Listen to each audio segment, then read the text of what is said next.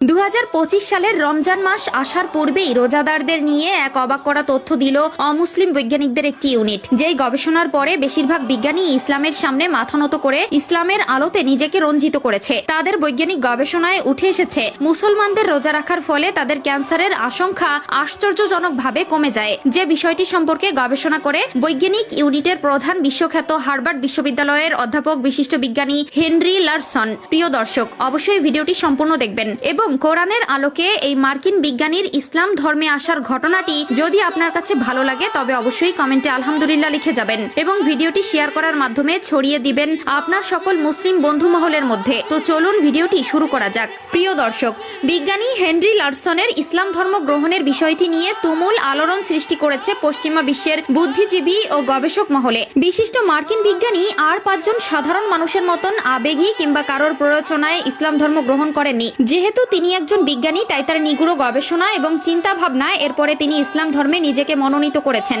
ইসলাম ধর্ম গ্রহণের সব থেকে বড় কারণ হিসাবে তিনি বলেছেন, দিন দিন কোরআনের সত্যতা এতটাই প্রকাশিত হচ্ছে যে আমাদের সকল বৈজ্ঞানিক ব্যবস্থা, সকল গবেষণা যেন এই পবিত্র গ্রন্থ আল কোরআন ছাড়া সম্পূর্ণ অচল। আমরা যেটা বর্তমান সময়ে উদ্ভাবন করে নিজেকে গর্বিত অনুভব করাচ্ছি, সেটাই অলৌকিকভাবে আজ থেকে 1400 বছর আগে ওই আল কোরআনে লেখা হয়েছিল। আর এটা তো কোনো সাধারণ মানুষের কাজ হতে পারে না।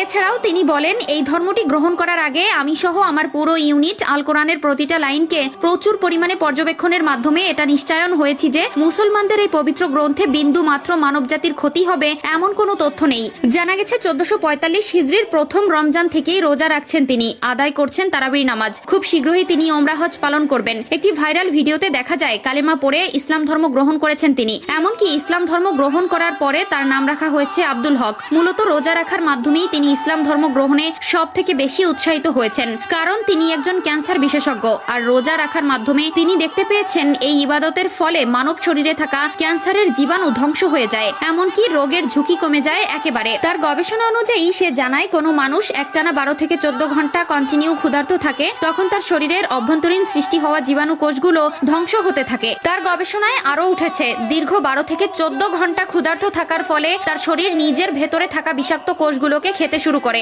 যে কোষগুলো রোগ সৃষ্টির কারণ হয়ে দাঁড়ায়, সেগুলোই একসময় তার ভক্ষণ হয়ে কাজ করে। আধুনিক বিজ্ঞান আরো বলছেন, আমাদের শরীর যখন ক্ষুধার্ত থাকবে তখন তার ভেতরে ধারণ করে রাখা ক্ষতিকারক বিষাক্ত জীবাণুগুলোকে ধ্বংস করে ফেলে। তিনি আরো জানিয়েছেন যে কোষগুলো রোজা রাখার কারণে মানব শরীরের অভ্যন্তরীণ নষ্ট হয়ে যায়, সেগুলো মূলত ক্যান্সার সৃষ্টি করে। তখন কোনো মানুষ টানা 30টা দিন রোজা রাখে এবং প্রতিদিন 10 থেকে 15 ঘন্টা না খেয়ে থাকে, তখন শরীরে অভ্যন্তরীণ জন্ম নেওয়া কোষগুলো আস্তে আস্তে ধ্বংস হতে থাকে। রোজায় দীর্ঘ সময় পাকস্থলী খালি থাকায় নানা ধরনের প্রক্রিয়ার মধ্য দিয়ে যায় শরীর।